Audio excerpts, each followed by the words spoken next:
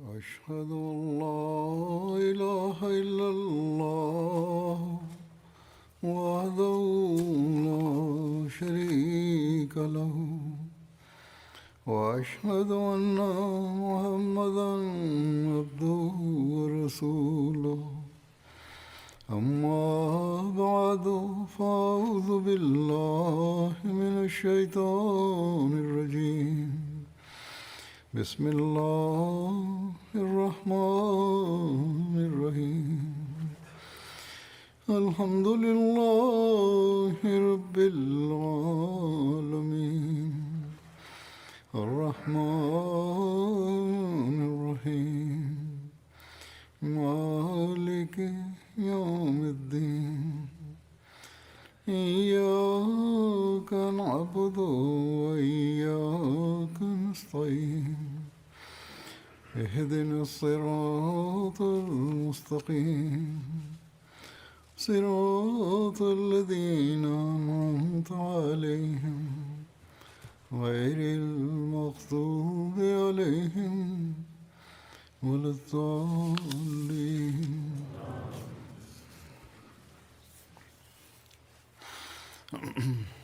நம் ஜமாத்தில் நிலவும் சூழ்நிலையை குறித்து உதாரணமாக பாகிஸ்தானில் நிலவும் ஜமாத் சூழ்நிலையில் அல்லது வேறு சில இடங்களில் காணப்படும் சூழ்நிலையில் நாம் பொறுமையை கடைபிடிப்பதற்கு பதிலாக கொஞ்சம் எதிர் நடவடிக்கை காட்ட வேண்டும் என சில மக்கள் எனக்கு எழுதுகிறார்கள். அதற்காக அவர்கள் தம் அழுத்தமான பெரும் சான்றுகளையும் கொடுப்பதற்கு முயற்சி செய்கின்றனர். பெரும் பொறுமை செய்யப்பட்டு விட்டது. ஹஸ்ரத் முஸ்லிம் மவுத் ரலியல்லாஹு அன்ஹு அவர்களின் காலத்தில் இவ்வாறு எதிர் நடவடிக்கை மேற்கொள்ளப்பட்டது. சில இடங்களில் எதிர் நடவடிக்கை மேற்கொள்ள ஜமாத்திற்கு அன்னார் அனுமதி வழங்கினார்கள் என உதாரணங்களை கொடுப்பதற்கு முயற்சி செய்கின்றனர். ஹஸ்ரத் முஸ்லிம் மவுத் ரலியல்லாஹு அன்ஹு அவர்களை நோக்கி சுட்டிக்காட்டப்படும் இவ்விஷயங்கள் முற்றிலும் தவறான விஷயங்களாகும். அந்த விஷயங்கள் தவறாக புரியப்பட்டுள்ளன. சில விஷயங்கள் முன்னால் வந்திருக்கலாம், யாராவது படித்திருக்கலாம், ஆனால் அதை தவறாக புரிந்துள்ளனர் என்றே பொருள். ஹஸ்ரத் முஸ்லிம் மவுத் ரலியல்லாஹு அன்ஹு அவர்கள் சட்டத்தின் எல்லைக்குள் இருந்தவாறு சில நடவடிக்கைகளை மேற்கொண்டார்கள்தான்.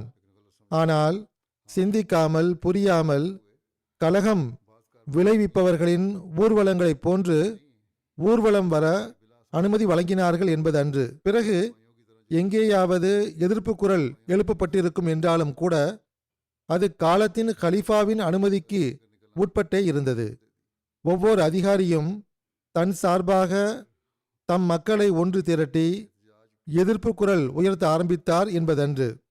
எவ்வாறு இருப்பினும் இந்தியா பாகிஸ்தான் பிரிக்கப்படுவதற்கு முன்பு இந்தியாவில் ஆங்கிலேயர்களின் ஆட்சி இருந்தபோது ஹஸ்ரத் முஸ்லிம் மவுத் ரலியல்லாஹு அன்ஹு அவர்களின் சொற்பொழிவுகளை கிளர்ச்சி விளைவிக்கும் சொற்பொழிவுகள் என கூறி அல்லது அதுபோன்ற சாயம் பூசி அன்னார் மீது கை வைக்கலாம் என சில ஆங்கிலேய அதிகாரிகளும் நமது எதிராளிகளான சில அதிகாரிகளும் பல முறை முயற்சி செய்தார்கள். ஆனால் ஒவ்வொரு முறையும் அவர்கள் தோல்வியை ஏன் தழுவினார்கள் என்றால், ஹஸ்ரத் முஸ்லிம் மவுத் அவர்கள் எதிராளிகள் மற்றும் அரசாங்க அதிகாரிகளுக்கு அவர்களின் முகத்தை படம் பிடித்து காட்டிவிட்டு எப்பொழுதும் ஜமாத்திற்கு இறுதியாக அறிவுரை கூறும்போது, நபிமார்களின் ஜமாத்துகளின் பணி என்னவென்றால் பொறுமையை மேற்கொள்வதும் சட்டத்தை பேணி நடப்பதும் ஆகும் என இவ்வாறு கூறுவார்கள். எதிராளிகளாக இருந்த அதிகாரிகளே இதை ஒப்புக்கொண்டுள்ளனர். சொற்பொழிவுகளின் போது இன்று கை வைக்கக்கூடிய சந்தர்ப்பம் கிடைக்கும், கலகம் விளைவித்தல் மற்றும் அமைதியை சீர்குலைத்தல் ஆகிய சட்டப்பிரிவுகளில் நாம் பிடிக்க முயற்சி செய்வோம் என்று நினைத்து கொண்டிருப்போம். ஆனால் சொற்பொழிவின் இறுதியின் போது வேறொரு கோணத்தில் ஜமாத்திற்கு அன்னார் அறிவுரை கூறுவார்கள். சட்டத்தின் எல்லைக்கு வெளியே இருக்கும் செயல்களை செய்யக்கூடாது என தடை செய்து விடுவார்கள். இவ்வாறு அந்த எதிராளிகளாக இருக்கக்கூடிய அதிகாரிகளின் திட்டங்கள் செயல் இழந்து வந்தன. ஹஸ்ரத் முஸ்லிம் மவுத் ரலியல்லாஹு அன்ஹு அவர்கள் இஸ்லாமிய போதனைக்கு எதிராக ஹஸ்ரத் மஸீஹ் மவ்ஊத் அலைஹிஸ்ஸலாத்து வஸ்ஸலாம் அவர்களின் போதனைக்கு முற்றிலும் எதிராக ஏதாவது கூறுவார்கள் என்று எதிர்பார்ப்பது சாத்தியமற்றதாகும். ஹஸ்ரத் மஸீஹ் மவ்ஊத் அலைஹிஸ்ஸலாத்து வஸ்ஸலாம் அவர்கள் எண்ணற்ற இடங்களில் ஜமாத்திற்கு பொறுமையை கடைபிடிக்குமாறு வலியுறுத்தி கூறியுள்ளார்கள். துவா செய்யுமாறு வலியுறுத்தி கூறியுள்ளார்கள். எவர்களுடைய பாதங்கள் மென்மையாக உள்ளனவோ, முட்களும் கற்களும் நிறைந்த பாதைகளில் என்னுடன் நடக்க முடியாதவர்கள், பொறுமைக்கான ஆற்றல் இல்லாதவர்கள் என்னை விட்டுவிடலாம் என்று தெளிவாக அன்னார் கூறியுள்ளார்கள். இந்த பொறுமை காக்கும் தன்மைதான் உலகில் ஜமாத்தின் தனிச்சிறப்பை நிலைநாட்டியுள்ளது. பல அரசியல்வாதிகளும் மீடியாக்காரர்களும் என்னிடமும் இதை பற்றி கேட்டிருக்கிறார்கள். அவர்களுக்கு நான் பெரும்பாலும் கூறக்கூடிய பதில் என்னவென்றால், எவர்கள் எங்களுக்கு துன்பம் இழைக்கிறார்களோ, அநீதி இழைக்கிறார்களோ, அந்த மக்களில் இருந்தே அகமதிகளாகிய நாங்களும் வந்துள்ளோம். கொடுமை இழைத்தாலும் கூட அல்லாஹ்வின் அருளால் அவர்களில் இருந்து மக்கள் வந்து கொண்டே இருக்கிறார்கள். அம்மக்களுடைய இயல்பை போன்றுதான் எங்களுடைய இயல்பும் இருந்தன. நாங்களும் அவர்களைப் போன்று எதிர் நடவடிக்கைகளை மேற்கொள்ள இயலும். ஆனால் நாங்கள் காலத்தின் இமாமை ஏற்றுக்கொண்டுள்ளோம். அமைதியை நிலைநாட்டுவதற்காகவும் அல்லாஹ்வின் அருள்களுக்கு வாரிசாக ஆவதற்கும் பொறுமையுடன் செயல்பட வேண்டும் என அன்னார் எங்களுக்கு போதனை வழங்கியுள்ளார்கள். ஆம், சட்டத்தின் எல்லைக்குட்பட்டு தம் உரிமைகளை பெறுவதற்கு எவ்வளவு முயற்சி செய்ய முடியுமோ அதை செய்யுங்கள். சில நேரங்களில் சில விவகாரங்களுக்கு சட்ட ரீதியான நடவடிக்கை எடுக்காமலேயே இறைவனிடம் அதை விட்டுவிடுமாறும் வலியுறுத்தியுள்ளார்கள். அந்த விவகாரத்தை அல்லாஹ்விடம் விட்டுவிடுங்கள், இறைவனே நம் உதவிக்கு வருவான் என்றும் கூறியுள்ளார்கள். அவ்வாறு இறைவன் வந்தும் உள்ளான். இது நபிமார்களின் வரலாறு ஆகும். நாம் பொறுமையுடன் செயல்பட வேண்டும் என்பதே ஹஸ்ரத் மசீமோத் அலைஹிஸ்ஸலாத்து வஸ்ஸலாம் அவர்களின் போதனையாகும். எவ்வாறு இருப்பினும் இந்த பதிலால் மக்கள் வியப்படையும் செய்கின்றனர். அமைதியாக வாழும் மக்களின் எதிர் நடவடிக்கை இதுவேயாகும் என்று புகழவும் செய்கின்றனர். ஹஸ்ரத் முஸ்லிம் மௌது ரலியல்லாஹு அன்ஹு அவர்கள் தொடர்பாக பேசக்கூடியவர்களுக்கு அன்னாருடைய ஹுத்துபாவின் ஒளியிலும் நான் விளக்க விரும்புகின்றேன்.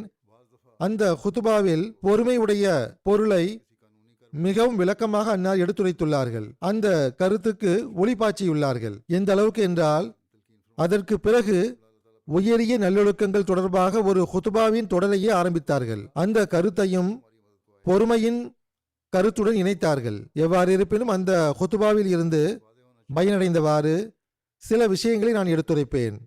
அவ்வாறே ஹஸ்ரத் மசீமோத் அலைஹிஸ்ஸலாத்து வஸ்ஸலாம் அவர்கள் பல்வேறு சந்தர்ப்பங்களில் வழிகாட்டல்கள் வழங்கியிருக்கிறார்கள். அவற்றை குறித்தும் பொறுமையை கடைபிடிப்பது குறித்தும் அன்னார் கூறிய விஷயங்களையும் எடுத்துரைப்பேன்.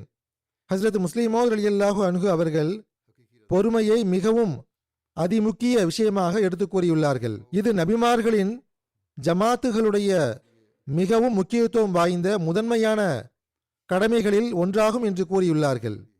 இது இல்லாமல் ஒரு ஜமாத்து முன்னேறவும் முடியாது, உலகை தம்பின்னால் வரச் செய்ய நிர்பந்திக்கவும் முடியாது. இக்கடமையை நிறைவேற்றாமல் எந்த ஜமாத்தும் வெற்றியை கண்டதாக இல்லை. பொறுமை என்பது இருவகைப்படும். ஹஸ்ரத் முஸ்லிமோத் ரலியல்லாஹு அன்ஹு அவர்கள் விளக்கம் கொடுத்துள்ளார்கள். சில வசனங்களின் விளக்க உரையில் இதை எடுத்துரைத்துள்ளார்கள். ஒரு பொறுமை என்பது எதிர் நடவடிக்கை மேற்கொள்ள மனிதனுக்கு ஆற்றல் இருக்கும், அவ்வாறு இருந்தும் அவன் பொறுமை செய்வதாகும். இரண்டாவது வகை பொறுமை என்பது எதிர்ப்பதற்கு ஆற்றலே இல்லாத நிலை. இந்த பொறுமை கட்டாயத்திற்குள்ளாகி செய்யும் பொறுமையாகும். ஆற்றல் இருந்தும் செய்யப்படும் பொறுமை என்பது குழப்பம் செய்யக்கூடியவர்களுக்கு அல்லது கொடுமை இழைக்கக்கூடியவர்களுக்கு பதில் தராமல் இருப்பதாகும். எதிராளிகள் எவ்வாறு நடந்து கொள்கிறார்களோ அவ்வாறு எதிர் நடவடிக்கை மேற்கொள்ளாமல் இருப்பதாகும். அல்லாஹுக்காக மிகவும் பொறுமையை கடைபிடிப்பதாகும். ஆற்றல் இல்லாமல் இருக்கும் நிலையிலும் பொறுமை உள்ளது. வானத்தின் சோதனைகள், அல்லாஹ்வின் விருப்பம் ஆகியவற்றில் திருப்தி அடைந்து நன்றியுடன் பொறுமை செய்வதாகும். எவ்வாறு இருப்பினும் உருது மொழியை பொறுத்தவரை பொறுமை என்பது மௌனமாக இருப்பது மட்டுமே ஆகும். அவ்வாறு இருந்தால் பொறுமை காத்ததாக ஆகிவிடும். ஆனால் அரபி மொழியை பொறுத்தவரை அதற்கு மிகவும் பரந்த பொருள் உள்ளது. நாம் அரபி மொழியில் பார்க்கும்போது பொறுமை என்பதன் உண்மையான பொருள் நமக்கு சரியான முறையில் புரிய வருகிறது. ஒரு நம்பிக்கையாளர் எவ்வாறு பொறுமையை கடைபிடிக்க வேண்டும் என்பது புரிய வருகிறது. பல்வேறு இடங்களில் அல்லாஹ் பொறுமையை கடைபிடிக்குமாறு வலியுறுத்தியுள்ளான். மேலும் சபுர், அதாவது பொறுமையை கடைபிடியுங்கள். பொறுமை என்ற சொல்லின் உண்மையான பொருள் அல்லாஹ்வின் கட்டளைகள் ஆகியவற்றை முன்னிறுத்தியவாறு சபுர் என்பதற்கு அகராதியில் கூறப்பட்ட பொருள்களை பார்க்கும்போது அதற்கு 3 பொருள்கள் வருகின்றன. முதலாவது பொருள் என்னவென்றால் பாவத்தை விட்டு தப்புவதாகும். தன் ஆன்மாவை பாவத்தை விட்டு தடுப்பதாகும். இரண்டாவது பொருள் என்னவென்றால் நற்செயல்களில் உறுதியாக நிலை பெறுதலாகும். மூன்றாவது பொருள் என்னவென்றால் அழுது புலம்புவதை விட்டு விலகியிருத்தலாகும். பொறுமை என்பதற்கு பொதுவாக இந்த பொருள்கள்தான் கூறப்பட்டுள்ளன. முதலாவது பொருளை பொறுத்தவரை பொறுமை என்பது தன்னை இழுக்க முயற்சிக்கும் அந்த தீமைகளை மனிதன் தொடர்ச்சியாகவும் உறுதியோடும் எதிர்கொள்ள வேண்டும் என்பதாகும். அத்துடன் இனிமேல் இழுக்கக்கூடிய வேறு தீமைகளை எதிர்க்கவும் அவன் ஆயத்தமாக இருக்க வேண்டும். ஆக பொறுமை என்பது நாங்கள் பெரும் பொறுமைசாலி என்று கூறிவிட்டு வெறுமனே உட்கார்ந்து விடுவது கிடையாது. மாறாக நிலையான தன்மையுடன் தம் அகத்தை தூய்மைப்படுத்துவது உண்மையான பொறுமையாகும். இவ்வாறான மக்களுக்கு அல்லாஹ் உதவி செய்வதற்கான எவ்வாறான வழிகள் எல்லாம் வருகிறான் என்றால் அதை கற்பனை செய்து கூட பார்க்க முடியாது. பொறுமை செய்வதை நாம் விட்டுவிட வேண்டும் என்று எதிராளிகள் விரும்புகின்றனர். அவர்கள் தம் குறிக்கோளில் வெற்றி பெறும் பொருட்டு நாம் அவர்களைப் போன்று நடவடிக்கைகளை மேற்கொள்ள வேண்டும் என்று விரும்புகின்றனர். ஆனால் அல்லாஹ் நம்மிடம் கூறுவது என்னவென்றால், நீங்கள் அறிவை பயன்படுத்துங்கள். நீங்கள் கூறும் விஷயங்கள் அல்லாஹ்வின் கட்டளைக்கு ஏற்ப உள்ளனவா இல்லையா என்று உங்களை நீங்களே சரிபார்த்துக் கொள்ளுங்கள் என்று கூறுகின்றான். அடுத்தது இரண்டாவது பொருளை பொறுத்தவரை அதன் விளக்கம் என்னவென்றால் மனிதனுக்கு கிடைத்த நன்மைகளில் உறுதியுடன் நிலைத்திருக்க வேண்டும்.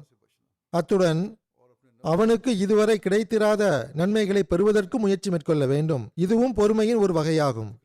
இதுவும் உண்மையில் ஒரு மனிதனுக்கு அல்லாஹ்வின் நெருக்கத்தை தரக்கூடியதாகும். இதை குறித்து அல்லாஹ் ஓரிடத்தில் கூறுகின்றான், வஸ்தஈனு பிஸ்ஸப்ரி வஸ்ஸலாஹ் வ இன்னஹா லகபீரத்துன் இல்லா அலல் ஹாஷியீன். அதாவது பொறுமை, துவா ஆகியவற்றின் மூலமாக அல்லாஹ்விடம் உதவி கேளுங்கள். நிச்சயமாக பணி உடையவர்களை தவிர மற்றவர்களுக்கு இவ்விஷயம் கடினமானதாகும். அல்லாஹ்வுடைய அச்சம் உடையவர்களாகவும் பணிவை கடைபிடிக்கக்கூடியவர்களாகவும் இருப்போர் மட்டுமே இவ்வாறான பொறுமையை கடைபிடிக்க முடியும். அவர்கள் அல்லாஹ்வுடைய விருப்பத்தை விரும்பக்கூடியவர்களாக இருப்பார்கள். பிறகு இன்னொரு இடத்தில் இறைவன் கூறுகின்றான், வல்லதீன சபருப் திகா வஜ்ஹி ரப்பிஹிம் வ அகாமுஸ் ஸலாத வ அன்ஃபகு மிம்மா ரஸக்னாஹும் சிர்ரம் வ அலானியத்தவ் வ யத்ரஊன பில் ஹஸனத்திஸ் ஸய்யிஅத்து உலாயிக லஹும் உக்பத்தார். அதாவது தங்கள் இறைவனின் திருப்தியை நாடி உறுதியாக நின்று செயலாற்றுபவர்களும் தொழுகையினை சிறந்த முறையில் நிறைவேற்றுபவர்களும் நாம் அவர்களுக்கு வழங்கியதிலிருந்து மறைமுகமாகவும் வெளிப்படையாகவும் நம்முடைய வழியில் செலவு செய்பவர்களும் நன்மையை கொண்டு தீமையை அகற்றுபவர்களுமாவே யாவர். இவர்களுக்கே மறுமை வீட்டின் மிகச்சிறந்த நட்பலன் விதிக்கப்பட்டுள்ளது. இவ்வுலக வீடு ஆகியவை தற்காலிகமானதாகும். இங்கோ கஷ்டங்கள் உள்ளன. மறுமை வீடு அல்லாஹ்வுடைய விருப்பத்தை நாடுபவர்களுக்கு கிடைக்கும். ஆகவே பொறுமை என்பது நிலையான தன்மையுடன், பணிவுடன், துவாவுடன் அல்லாஹ்வுடைய விருப்பத்தை நாடக்கூடியதன் பெயராகும். நாம் நம் நிலைகளை அல்லாஹ்வின் போதனைக்கேற்ப அமைத்துக் கொள்ளும் போது, நம் வாழ்வை அவ்வாறு கழிக்கும்போது, அல்லாஹ்வின் விருப்பத்தை பெறுவது நம் நோக்கமாக ஆகும்போது இது கிடைக்கும். ஏற்கனவே கூறப்பட்டது போன்று பொறுமை உடைய இன்னொரு பொருள் அழுது புலம்பாமல் இருப்பது ஆகும். வெளிப்படையான சோதனைகள், நோய்கள், பொருளாதார கஷ்டம் அல்லது ஏதேனும் கஷ்டம் ஆகியவை வந்தால் பதட்டமடையக்கூடாது. முறையீடு கூறும் வகையில் அல்லாஹ் என்னுடன் எவ்வாறு நடந்து கொண்டான் என்று ஒப்பாரி வைக்கவும் கூடாது. இவ்விஷயங்கள் பொறுமையின்மையின் அடையாளங்களாகும். அல்லாஹ்வின் மீது குற்றம் கூறுவது மிகவும் தவறான விஷயமாகும். என்னிடம் இருப்பவை எல்லாம் அல்லாஹ்வின் சார்பாக சன்மானமாக வழங்கப்பட்டுள்ளது, இன்று அல்லாஹ் வாங்கிவிட்டான் என்றால் நாளை இன்னும் தருவான் என்ற சிந்தனை எப்போதும் இருக்க வேண்டும். ஆக இவ்வாறு சிந்தனை வைத்திருப்பவர்கள் உண்மையான நம்பிக்கையாளர்கள் ஆவார்கள். இவ்வாறு பொறுமை செய்பவர்கள் அல்லாஹ்வின் பார்வையில் உண்மையான பொறுமைசாலிகளாக இருப்பார்கள். ஆக பொறுமைக்கு இந்த 3 பொருள்கள் உள்ளன. பொறுமை என்பது ஏதேனும் பலவீனத்தின் காரணமாக இருக்கக்கூடாது, ஏதேனும் உலக அச்சத்தின் காரணமாக இருக்கக்கூடாது. மாறாக அல்லாஹ்வின் விருப்பத்தை மட்டுமே வேண்டியவாறு இருக்க வேண்டும். அப்போதுதான் அது உண்மையான பொறுமையாகும். அது அல்லாஹ்வின் அருள்களை ஈர்க்கக்கூடியதாக இருக்கும். இதை எப்போதும் நினைவில் வைத்திருக்க வேண்டும். ஒருவர் பெரிய அதிகாரிகளுக்கு முன்னால் அல்லது அரசனுக்கு முன்னால் அவர்களுடைய கொடுமைகள் இருந்த போதிலும் அல்லாஹுடைய கட்டளைக்கேற்ப நான் பொறுமை செய்கிறேன் என அமைதி காத்து வந்தால் அது உண்மையான பொறுமையாகும். வாழ்க்கையின் மீதான அச்சத்தால் அவ்வாறு நடந்து கொள்வார் என்றால் அது தவறாகும். நாம் பொறுமையை வலியுறுத்தி வருகிறோம் என்றால் அது அல்லாஹ்வின் கட்டளை என்பதால் அவ்வாறு செய்கிறோம். நாம் பழிவாங்கத்தான் வேண்டுமென்றால் பல அகமதிகள் மன எழுச்சி நிரம்பியவர்களாய் உள்ளனர். எங்களுடைய உயிரை பற்றி எங்களுக்கு அக்கறை இல்லை. ஒருமுறை நாங்கள் பழிவாங்கி இந்த கொடுமைக்காரர்களுக்கு அந்த துன்பத்தை அனுபவிக்க வைக்கிறோம், அவ்வாறு இயலும் என்று ஆயத்தமாக உள்ளனர். ஆனால் நாம் இவ்வாறு நடந்து கொள்ள மாட்டோம். இது நமக்கு வழங்கப்பட்ட போதனைக்கு எதிரானது ஆகும். இவ்வாறான நடவடிக்கைகளை நாம் வெறுக்கின்றோம். ஏனென்றால் இது நபிமார்களின் ஜமாத்துகளுடைய நடைமுறை கிடையாது. பையத் உடன்படிக்கையில் நாம் மனித குலத்தை எல்லாவித தீங்கில் இருந்தும் பாதுகாப்போம் என உறுதியும் எடுத்துள்ளோம். ஹஸ்ரத் மசீஹ் மவ்ஊத் அலைஹிஸ்ஸலாத்து வஸ்ஸலாம் அவர்கள் இவ்விஷயங்களில் இருந்து நம்மை கண்டிப்புடன் தடுத்துள்ளார்கள். ஹஸ்ரத் முஸ்லிம் மவ்ஊத் ரலியல்லாஹு அன்ஹு அவர்கள் பொறுமையை குறித்து எடுத்து கூறும்போது கூடுதலாக பின்வரும் விஷயத்தையும் விளக்கி இருக்கிறார்கள். அன்னார் கூறுகிறார்கள், நினைவில் கொள்ளுங்கள், உங்களுடைய செயலில் பொறுமை மற்றும் தன்மானமின்மை ஆகிய இரண்டிற்கும் உள்ள வேறுபாடு தெளிவாக வெளிப்பட வேண்டும். உதாரணமாக, ஒருவர் தன் தேவைக்காக வேறொருவரிடம் பணம் கேட்டு வாங்கி வரச் செல்கிறார். இரண்டாமவர் அவரை ஏசி பேசுகிறார், வெட்கமற்றவர் என்று கூறுகிறார், வெட்கம் கெட்ட மனிதர் என்று கூறி மிகவும் இழிவுபடுத்துகிறார். கேட்கச் சென்றவர் சிரித்தவாறே அவர் கூறும் விஷயங்களை கண்டுகொள்ளவில்லை. இப்போது நான் தேவை உடையவனாக இருக்கின்றேன், ஆகவே இவருடைய ஏச்சு பேச்சுக்களையும் நான் பொறுத்து கொண்டே ஆக வேண்டும் என்று அவர் நினைத்தால் அது வெட்கமற்ற தன்மையும் தன்மானமின்மையும் ஆகும். ஆனால் அவ்வப்போது சில சமயங்களில் சமுதாய மற்றும் மார்க்க குறிக்கோள்களுக்காக பொறுமை செய்யும் போது மௌனமாக இருக்க வேண்டியதும் வருகிறது. இந்த பொறுமை சுயநலத்தை நோக்கமாக கொண்டதல்ல. எனவே இது உண்மையான பொறுமையாகும். இது தன்மானமற்ற விஷயமல்ல. உதாரணமாக, பழி வாங்குவதன் காரணமாக அந்த சமுதாயத்திற்கு ஏதேனும் துன்பம் வர உள்ளது என்றால் அச்சந்தர்ப்பங்களில் அவர் பழி வாங்குவதற்காக தாக்குதல் நடத்துகிறார், பொறுமை காக்கவில்லை என்றால் அவரை அறிவற்றவர் என்றே கூறுவோம். ஏனென்றால் இவ்வாறு அவர் தன் சமுதாயத்திற்கு நஷ்டத்தை ஏற்படுத்துகிறார். ஆகவே தன் சமுதாயத்திற்கு கிடைக்கும் பயனுக்காக ஒருவர் பழி வாங்குவதை விட்டுவிடுகிறார் என்றால், அல்லது நஷ்டம் ஏற்படுவதிலிருந்து உலகை பாதுகாப்பதற்காக ஒருவர் பொறுமை செய்கிறார் என்றால் அவரது அந்த பொறுமை உண்மையான பொறுமை என்று அழைக்கப்படும். ஆகவே இவ்விஷயத்தை நாம் நினைவில் வைத்திருக்க வேண்டும். இன்ன நபரை போலீசார் கைது செய்து விட்டார்கள், ஆகவே ஒன்று திரள வேண்டும், ஊர்வலம் செல்ல வேண்டும் என்று சிலர் பெரும் மன எழுச்சிக்கு ஆளாகி விடுகிறார்கள். ஆக இந்த அனைத்து விஷயங்களும் தவறானதாகும். அவ்வாறு எதிர் நடவடிக்கை மேற்கொள்ளப்பட்டால் இன்னும் கடுமை காட்டலாம் என எதிரி விரும்புகின்றான். ஏற்கனவே நமக்கு எதிராக இருக்கும் அந்த அதிகாரிகளை சந்தித்து அகமதிகளை கட்டுப்பாட்டுக்குள் கொண்டு வந்து விடலாம் என்றும், ஜமாத்தின் மீது மேற்கொண்டு கெடுபிடிகளை ஏற்படுத்த முயற்சி செய்யலாம் என்றும், அல்லது அரசாங்கத்திடம் இதற்காக கோரிக்கை வைக்கலாம் என்றும் அவர்கள் விரும்புகின்றனர். நிலைமை என்னவென்றால், அரசாங்கங்களும் சில அதிகாரிகளும், இன்னும் கூறுவதாயின் அநேக அதிகாரிகள் எதிராகத்தான் உள்ளனர். தற்போது அரசாங்கத்தின் சில அதிகாரிகள் அவர்களுக்கு பின்புலமாக இருந்து கொண்டு புகலிடமும் தந்து கொண்டிருக்கின்றனர். இவ்வாறான சூழ்நிலையில் நமது எதிர் நடவடிக்கையும் இவ்வாறு இருக்குமென்றால் நயவஞ்சகர்களும் பயனடைந்து விடுவார்கள். இவ்வாறான சந்தர்ப்பங்களில் சூழ்நிலைகள் இன்னும் மோசமாகி இருக்கின்றன. நாம் அதை கண்டிருக்கின்றோம். அவ்வாறு நிகழ்ந்துள்ளன. இத்தகைய சந்தர்ப்பங்களில் இவ்வாறு எதிர் நடவடிக்கை வெளிப்படுத்தப்பட்ட போது சூழ்நிலை மோசமாகியும் இருக்கின்றது என்பதை அனுபவ ரீதியாகவும் கண்டுள்ளோம். லாபம் கிடைப்பதற்கு பதிலாக நஷ்டம் கிடைத்த இவ்வாறான சில சம்பவங்கள் ஜமாத்துடைய வரலாற்றில் காணப்படுகின்றன. ஆனால் பொறுமையை மேற்கொண்டவாறு சூழ்நிலையை மேம்படுத்த சட்ட ரீதியாக முயற்சி மேற்கொள்ளப்பட்ட போது 100% இல்லை என்றாலும் பெரும்பாலான இடங்களில் அதற்கு பயனும் கிடைத்துள்ளது என்பதும் உண்மையாகும். எவ்வாறு இருப்பினும் நாங்களும் இதே சமுதாயத்தை சார்ந்தவர்கள்தான். தவறான எதிர் நடவடிக்கையை நாங்களும் வெளிப்படுத்தி விடலாம், அல்லது எங்களிடையே உள்ள ஏதேனும் ஒருவர் சார்பாக அவ்வாறு நிகழ்ந்துவிடவும் வாய்ப்புள்ளது. ஆனால் நாங்கள் அவ்வாறு நடந்து கொள்ள மாட்டோம் என்ற இந்த செய்தியை நாங்கள் தெரிவித்துக் கொள்கிறோம். ஏனென்றால் இது இஸ்லாமிய போதனைக்கு எதிரானதாகும். மேலும் கொஞ்சம் கொஞ்சமாக சில அதிகாரிகள் மீது இதன் நேர்மறை தாக்கங்களும் ஏற்பட்டும் உள்ளன. இவ்வாறான சில விஷயங்கள் அனுபவத்தில் வந்துள்ளன.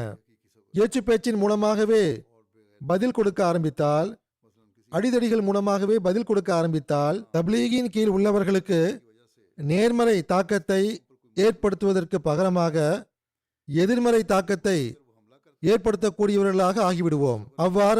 அவ்வாறான நிலை ஏற்பட்டால், நாங்கள் அகமதிகளுடன் சேர்வதற்கு வாக்களிக்கப்பட்ட மசீஹ் வந்து இவர்களிடத்தில் என்ன விதமான நேர்மறை மாற்றங்களை ஏற்படுத்தினார்கள் என்று கேட்பதற்கு அந்த மக்களுக்கு உரிமையும் ஏற்பட்டுவிடும். அகமதிகளின் எதிரிகளுடைய நடவடிக்கைகள் இவ்வாறுதான் உள்ளது, அதே போன்றுதான் அகமதிகளுடைய நடவடிக்கைகளும் உள்ளது என்று கேட்கும் உரிமை அவர்களுக்கு ஏற்பட்டுவிடும். நபிமார்களுடைய நடைமுறை என்னவென்றால், அவர்களின் ஜமாத்தின் நடைமுறை என்னவென்றால், அவர்கள் பொறுமை மற்றும் துவாவுடன் செயல்படுவார்கள். அல்லாஹ்வுடைய கட்டளையும் இதுதான், அல்லாஹ்வின் தூதருடைய கட்டளையும் இதுதான். ஹஸ்ரத் மஸீஹ் மவ்ஊத் அலைஹிஸ்ஸலாத்து வஸ்ஸலாம் அவர்களும் நமக்கு இந்த போதனையைத்தான் வழங்கியிருக்கிறார்கள். ஜமாத்தின் விசாலமான பயனுக்காக தற்காலிகமான சிறு துன்பங்களை பொறுமையுடன் சகித்து கொள்ள வேண்டும் என்பதை எப்போதும் கவனத்தில் வைத்திருங்கள். எந்த அளவுக்கென்றால், சட்டத்தின் கதவுகளை சில நேரங்களில் தட்ட வேண்டிய தேவை நமக்கு இல்லை.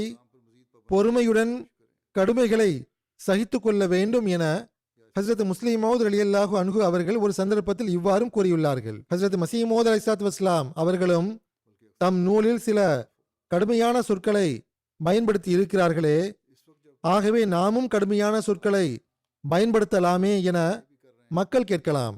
இதை பற்றி விளக்கியவாறு ஹஸ்ரத் முஸ்லிம் மவ்ஊத் ரலியல்லாஹு அன்ஹு அவர்கள் கூறுகிறார்கள், இவ்வாறான மக்கள் ஒரு விஷயத்தை நினைவில் வைத்திருக்க வேண்டும். அது என்னவென்றால், அல்லாஹ் மற்றும் அவனுடைய நபிமார்களுடைய மகத்துவம் என்பது வேறு, மற்ற மக்களுடைய நிலை வேறு. உதாரணமாக, நாம் உலக ரீதியாக பார்க்கும்போது ஒரு ஆட்சியாளர் உள்ளார் அல்லது நீதிபதி உள்ளார். குற்றவாளியை பார்த்து திருடன் என்று தீர்ப்பு கொடுக்கிறார். அது அவருடைய பணியாகும், அவருக்குள்ள உரிமையாகும். அந்த தீர்ப்புக்கிணங்க அவர் தண்டனை வழங்குகிறார், அந்த குற்றவாளியை சீர்படுத்த முயற்சிக்கிறார்.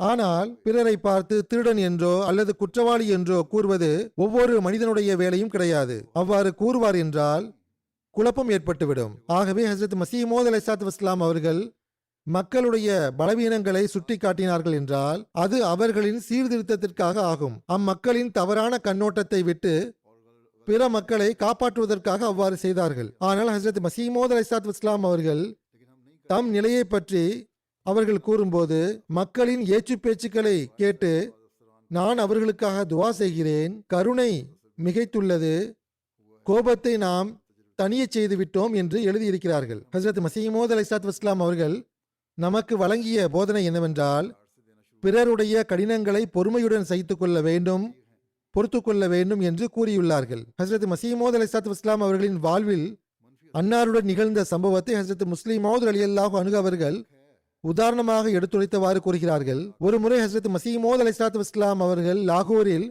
வண்டியில் அமர்ந்து சென்று கொண்டிருந்தார்கள். நகரத்தில் இருந்த விஷமிகள் அன்னாரின் மீது கல்லெறிந்து கொண்டே வந்தனர். அந்த கற்கள் வண்டியின் மீது விழுந்து கொண்டிருந்தன.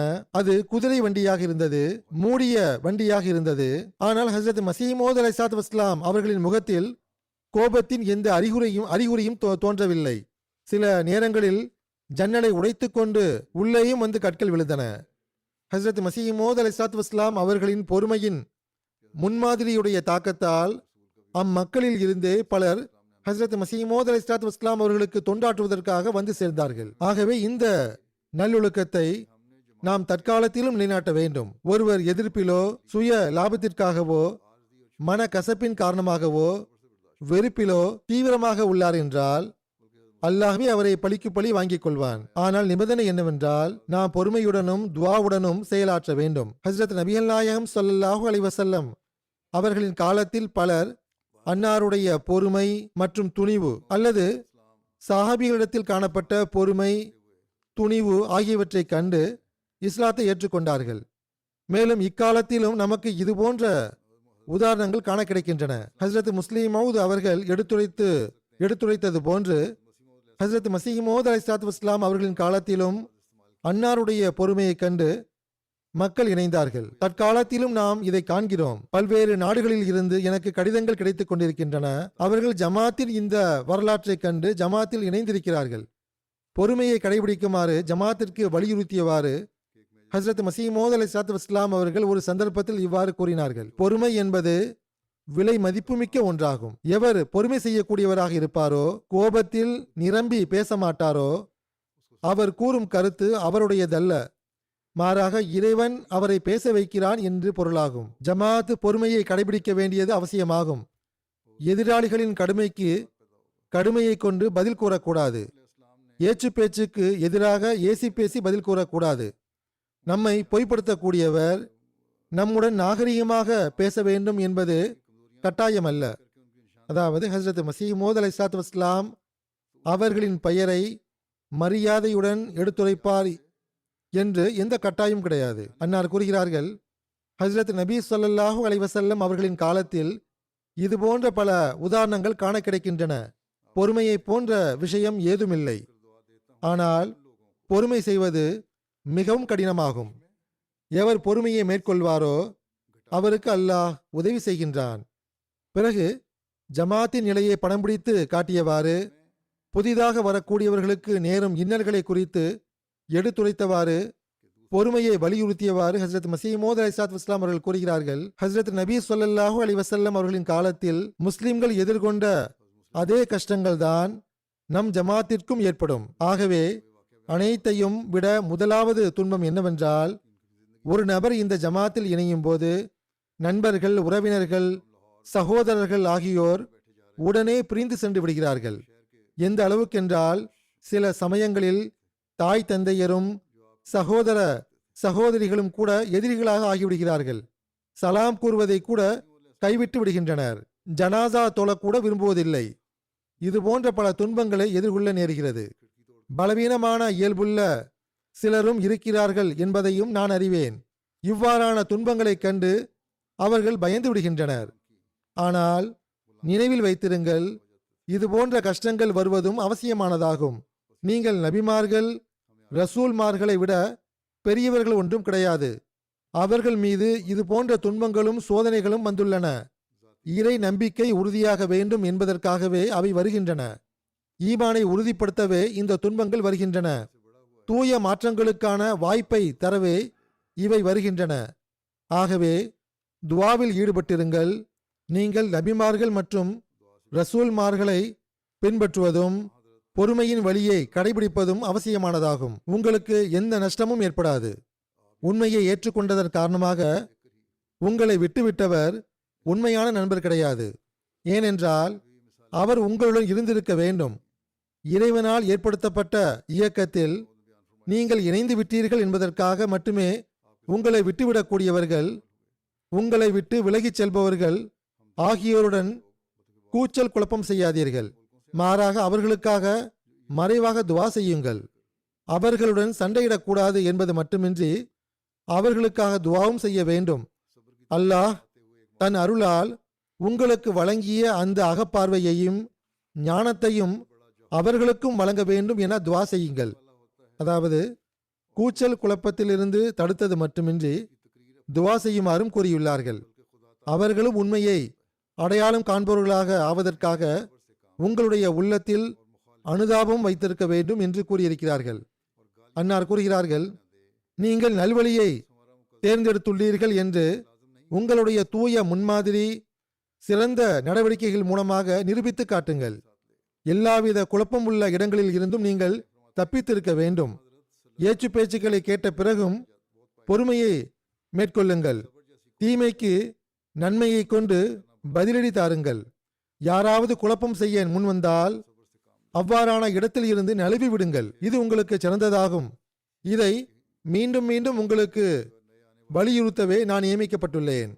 அவ்வாறான இடங்களில் இருந்து சென்று விடுங்கள் என்றே திருக்குரானும் கட்டளையிட்டிருக்கின்றது. மென்மையாக பதிலளியுங்கள் என்று திருக்குரான் கூறுகிறது. பெரும்பாலும் நடப்பது என்னவென்றால், ஒருவர் மிகவும் ஆவேசத்துடன் எதிர்க்கின்றார். எதிர்க்கும் போது குழப்பத்தை விளைவிக்கும் வழிமுறையை பின்பற்றுகிறார். எவ்வாறு எதிர்க்கின்றார் என்றால், குழப்பம் ஏற்பட வேண்டும் என்றும் அதை கேட்கக்கூடியவர்களிடத்தில் ஆவேசம் தூண்டப்பட வேண்டும் என்றும் விரும்புகிறார். ஆனால் எதிரணியிடமிருந்து அவருக்கு மென்மையான முறையில் பதில் கிடைக்கும் போது, ஏச்சு பேச்சுகளுக்கு அவ்வாறே பதிலளிக்கப்படாமல் இருக்கும்போது அவருக்கே வெட்கம் தோன்றிவிடுகின்றது. இன்றைய காலத்தில் பலர் வெட்கம் கெட்டவர்களாக இருக்கிறார்கள் என்பதும் சரிதான். இன்னும் கூடுதலாக துன்பம் இழைக்கிறார்கள் என்பதும் சரிதான்.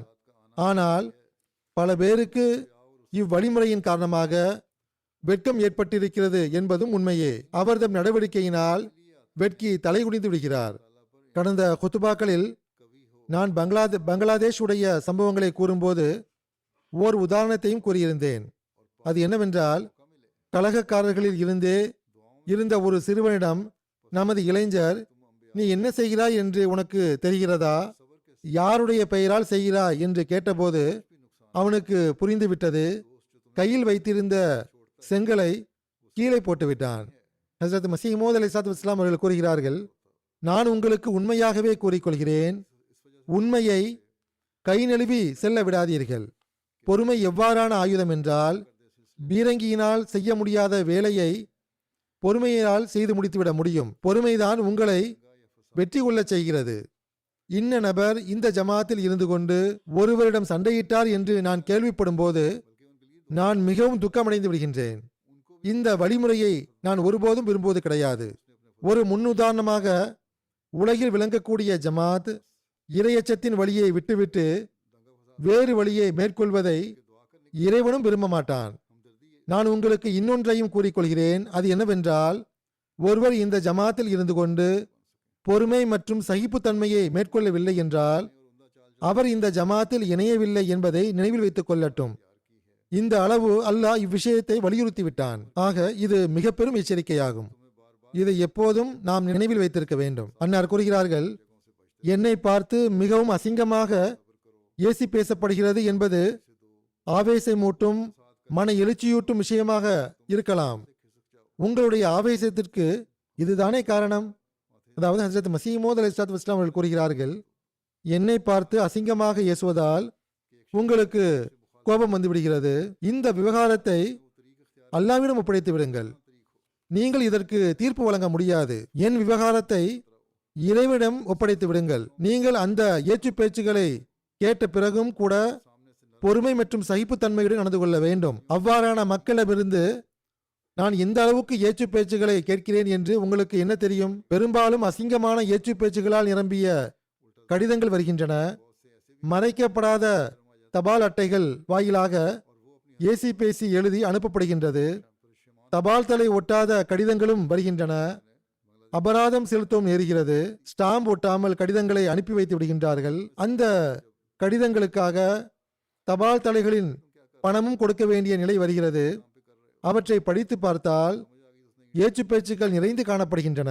எந்த அளவு கீழ்த்தரமான முறையில் அசிங்கமாக எழுதப்படுகிறது என்றால், எந்த ஓர் இறை தூதருக்கும் இவ்வாறான வசை சொற்கள் கூறப்படவில்லை என்று நான் உறுதியாக நம்புகிறேன். அபூ ஜஹலிடம் கூட இந்த அளவுக்கு ஏசி பேசும் தன்மை இருந்தது கிடையாது என்று நான் நம்புகிறேன். இம்மக்கள் எந்த அளவுக்கு மோசமாக வசைபாடுகிறார்கள் என்றால், அவ்வாறு அபூ ஜஹில் கூட ஏசவில்லை. ஆனால் இந்த அனைத்தையும் கேட்க நேர்கிறது.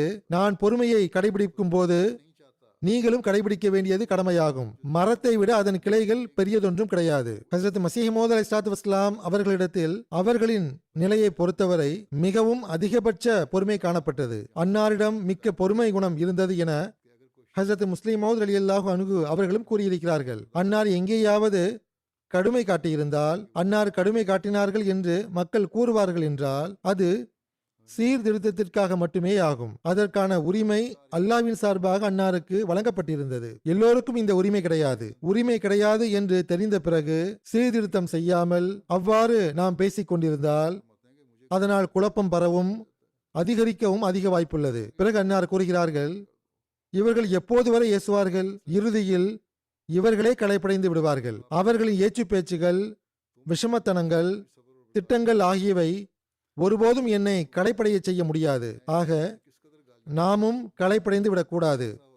அன்னார் கூறுகிறார்கள், நான் இறைவன் சார்பாக இல்லாதிருந்தால் நிச்சயமாக அவர்களின் ஏச்சு பேச்சுக்களை கேட்டு நான் அஞ்சி இருப்பேன். ஆனால் இறைவன் என்னை நியமித்திருக்கின்றான் என நான் உறுதியாக அறிகின்றேன். அவ்வாறு இருக்கும்போது இந்த லேசான விஷயங்களை நான் ஏன் பொருட்படுத்த வேண்டும்?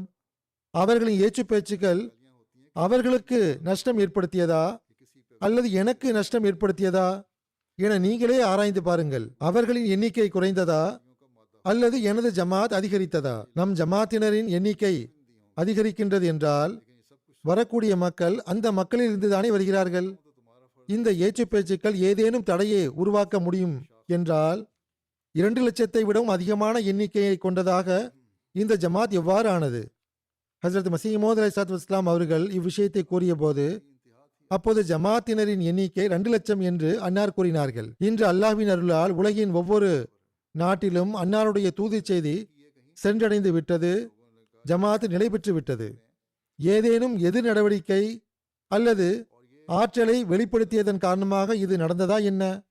அவ்வாறன்று. மாறாக தியாகங்கள், பொறுமை மற்றும் துவாக்களின் விளைவுதான் இதுவாகும். ஆக இந்த பெரும் நோக்கத்தை அடைவதற்காக நாம் பொறுமையை கடைபிடித்து வர வேண்டும். பிறகு அன்னார் கூறுகிறார்கள், இம்மக்கள் அவர்களில் இருந்து வந்தார்களா அல்லது வேறு எங்கிருந்து வந்தார்கள்? அவர்கள் என் மீது குஃபருடைய ஃபத்வா வழங்கினர். அந்த குஃபர் ஃபத்வாவால் எனக்கு என்ன பாதிப்பு ஏற்பட்டது? ஜமாத் முன்னேறியது. இந்த இயக்கம் திட்டங்களின் மூலம் நடத்தப்படுகிறது என்றால் நிச்சயமாக அந்த ஃபத்வாவால் பாதிப்பு ஏற்பட்டிருக்கும். எனது வழியில் அந்த குஃபர் ஃபத்வா பெரும் தடையை உருவாக்கி இருக்கும். ஆனால் எந்த விஷயம் இறைவன் சார்பாக உள்ளதோ அதை அழிப்பதற்கு மனிதனுக்கு எந்த ஆற்றலும் கிடையாது. எனக்கு எதிராக செய்யப்படும் திட்டங்களை பார்க்கும்போது எனக்கு பரிதாபமே தோன்றுகிறது.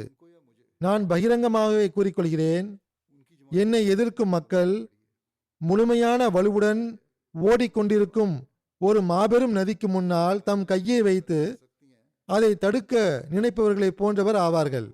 நதியின் தோற்றத்தில் நீருடைய ஒரு ஓட்டம் காணப்படுகிறது. தம் கைகளை வைத்துவிட்டு நீரோட்டம் நின்றுவிடும் என்று கருதுகின்றனர். அது நிற்காது.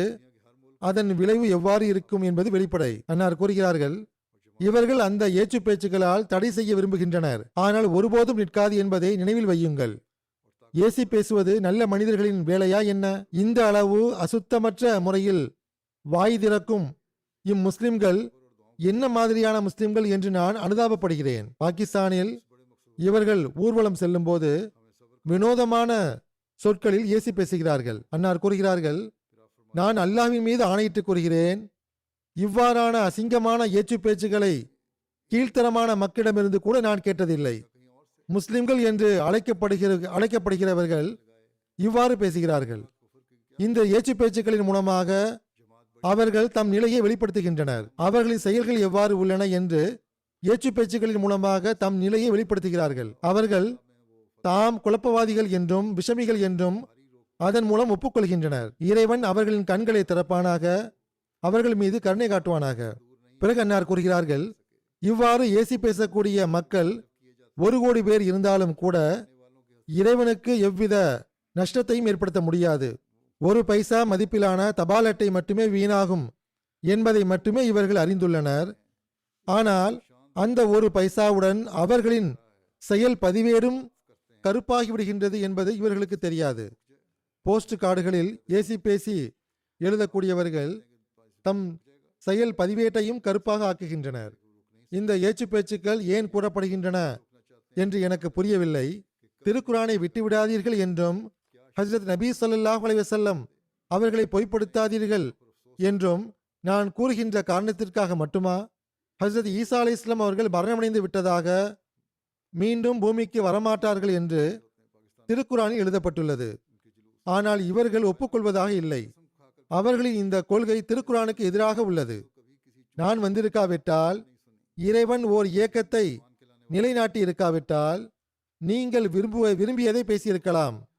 ஏனென்றால் அவர்களை எழுப்பக்கூடியவர், அவர்களுக்கு தகவல் தெரிவிக்கக்கூடியவர் அவர்களிடையே இல்லாமல் இருந்திருப்பார். ஆனால் இறைவன் என்னை நியமித்து அனுப்பியிருக்கும் போது ஹஜ்ரத் நபி ஸல்லல்லாஹு அலைஹி வஸல்லம் அவர்கள் நீதி நெறி தீர்ப்பவர் என்று கூறியிருப்பவர் நானாக இருக்கும்போது என்னுடைய தீர்ப்பை கண்டு முனகுவதற்கு அவர்களுக்கு எந்த உரிமையும் கிடையாது. இறையச்சத்தின் வழிமுறை என்னவென்றால், என் விஷயங்களை கேட்டிருக்க வேண்டும், ஆராய்ந்திருக்க வேண்டும், மறுப்பதற்கு அவசரம் காட்டியிருக்க கூடாது. நான் உண்மையாகவே கூறிக்கொள்கிறேன், நான் வந்த பிறகு வாய் திறப்பதற்கு அவர்களுக்கு எந்த உரிமையும் கிடையாது.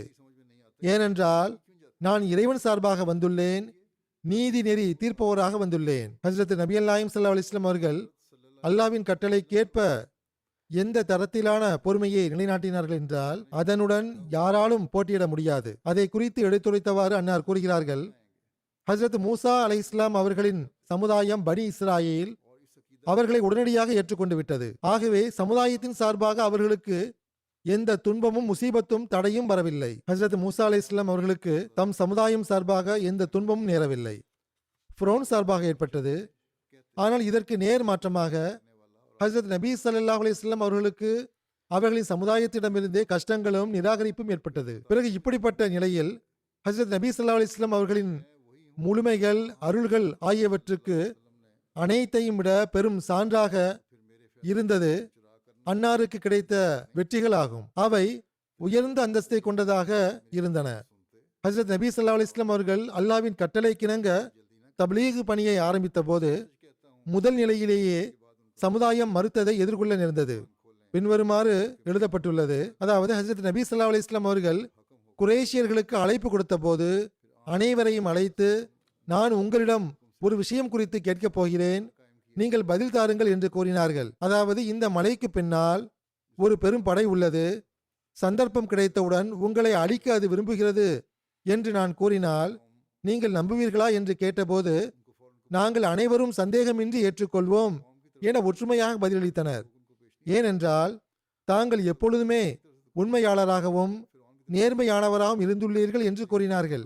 அம்மக்கள் ஒப்புக்கொண்ட பிறகு ஹஜ்ரத் நபி ஸல்லல்லாஹு அலைஹி வஸல்லம் அவர்கள் அந்த மக்களை பார்த்து, நான் உண்மையாகவே கூறுகிறேன், நான் இறைவனுடைய தூதராவேன், வரக்கூடிய தண்டனையை குறித்து உங்களுக்கு எச்சரிக்கிறேன் என்று மட்டுமே கூறியிருப்பார்கள். அனைவரும் கொதித்து விட்டனர். அவர்களில் ஒரு தீயவன் தப்பன் லக சாயிருல் யோம் என்று கூறினான்.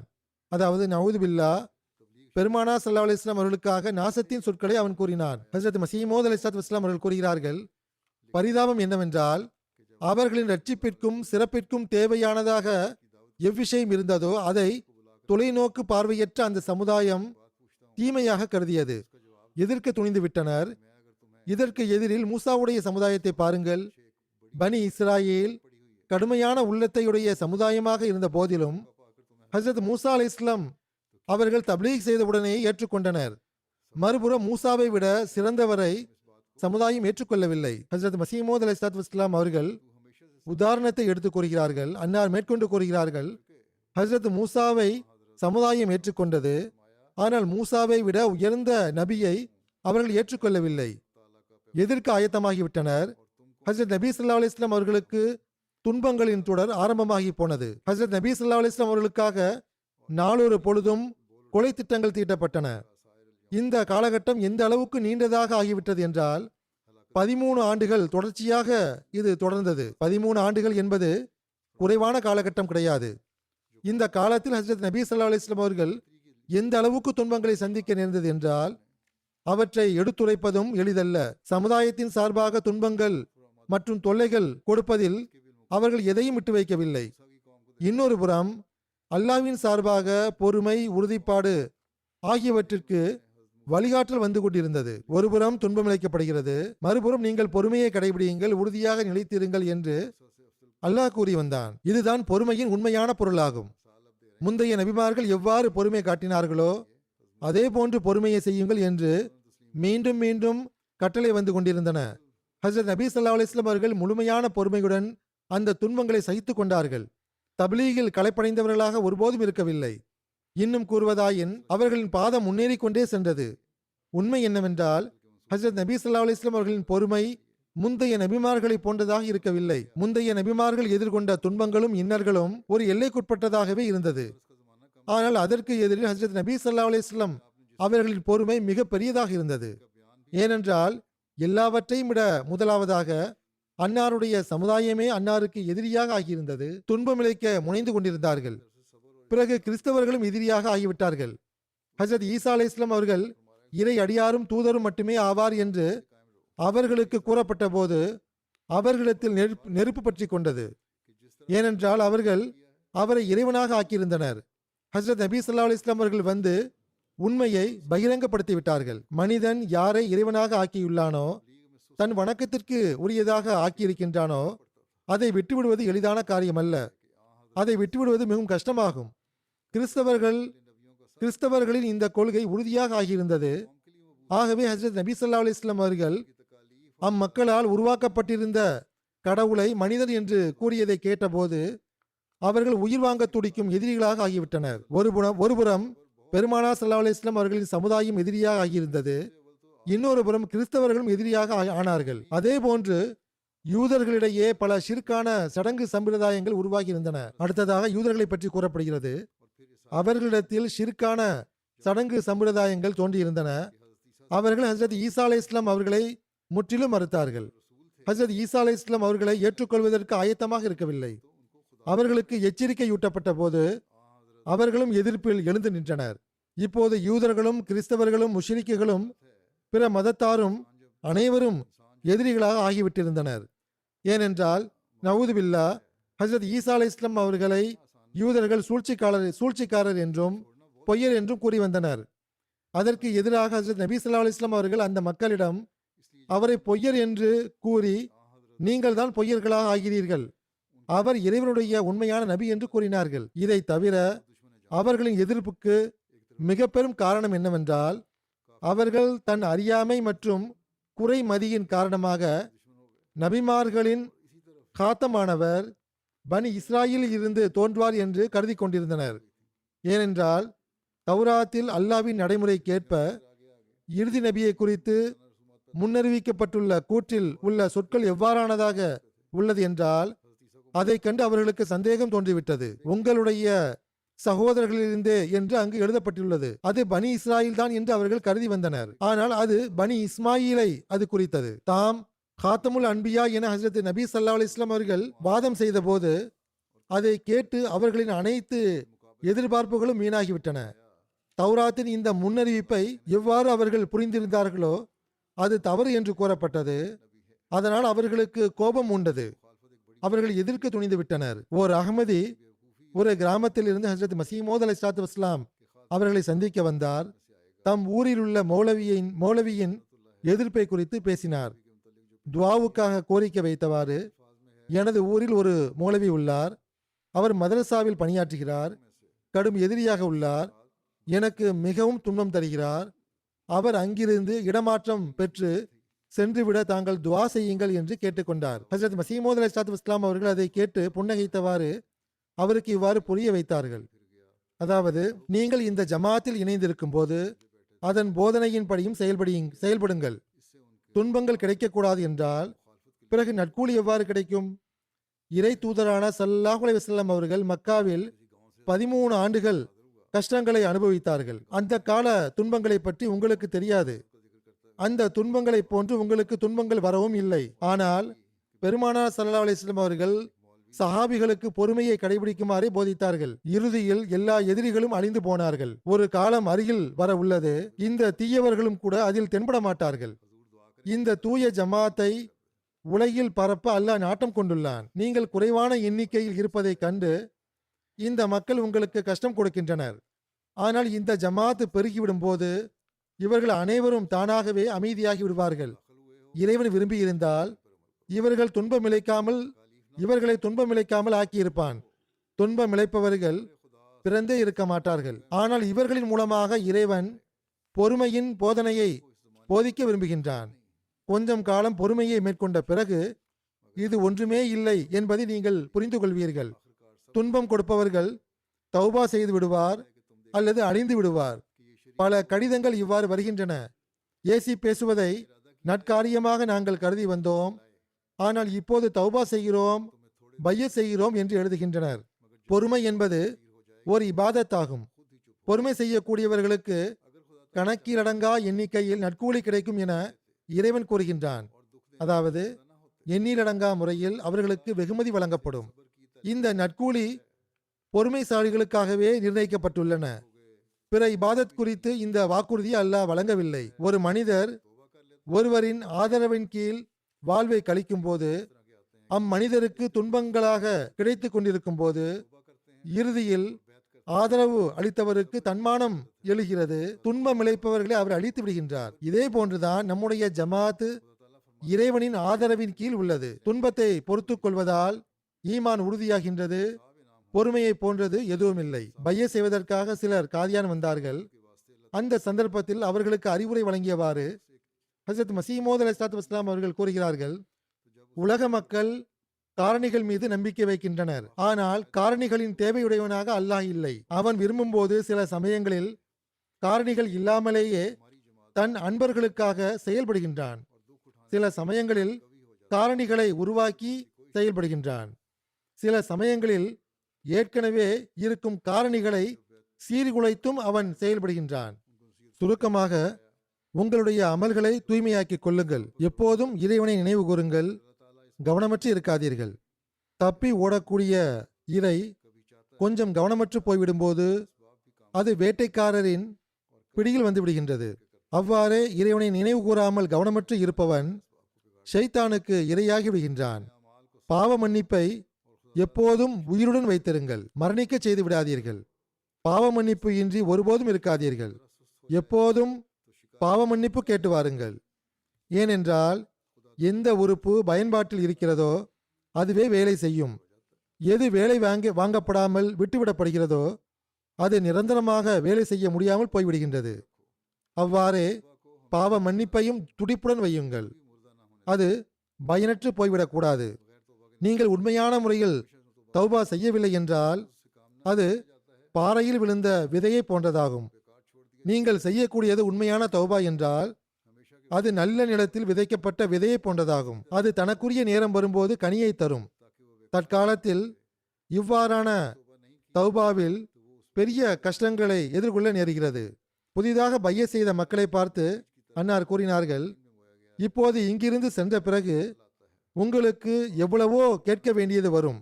நீங்கள் ஒரு குஷ்ட நோயாளியிடம், ஒரு காஃபிரிடம், தஜ்ஜாலிடம் பைய செய்துள்ளீர்கள் என்றெல்லாம் உருவாக்கி கூறப்படும். அதாவது ஹஜ்ரத் மசீமோத் அலைஹிஸ்ஸலாத்து வஸ்ஸலாம் அவர்களை ஏசி பேசுவதை கேட்க நேரும்.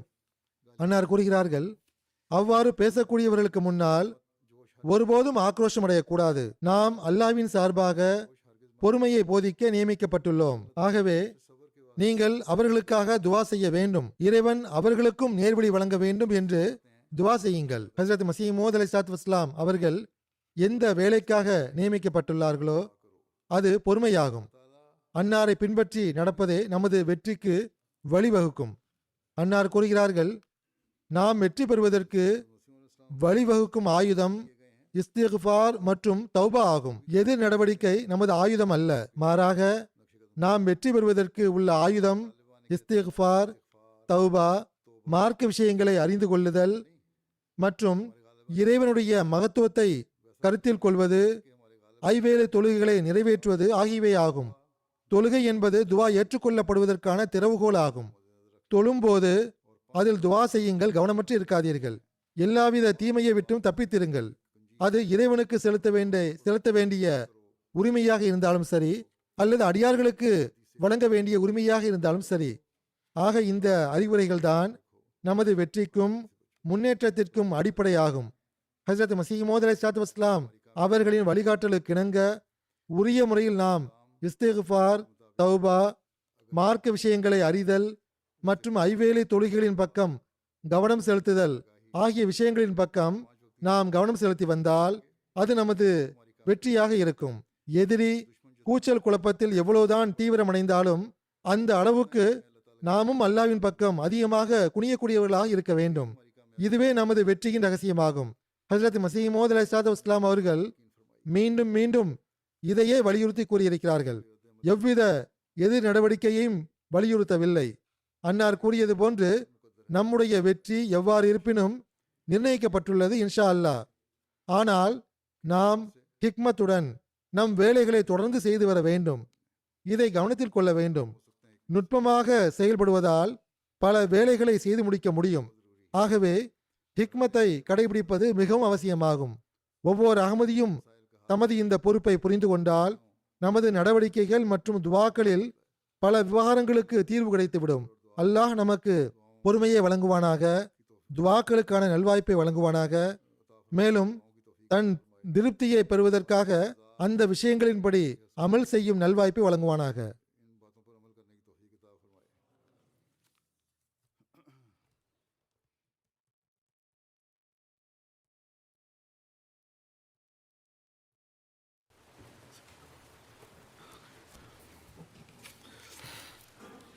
الحمد لله الحمد لله نحمده ونستعينه ونستغفره ونؤمن به ونتوكل عليه ونعوذ بالله من شرور أنفسنا ومن سيئات أعمالنا من يهده الله فلا مضل له ومن يضلل فلا هادي له ونشهد أن لا إله إلا الله ونشهد أن محمدا عبده ورسوله عباد الله رحمكم الله إن الله يأمر بالعدل والإحسان وإيتاء ذي القربى وينهى عن الفحشاء والمنكر والبغي يعظكم لعلكم تذكرون اذكروا الله يذكركم وادعوه يستجب لكم ولذكر الله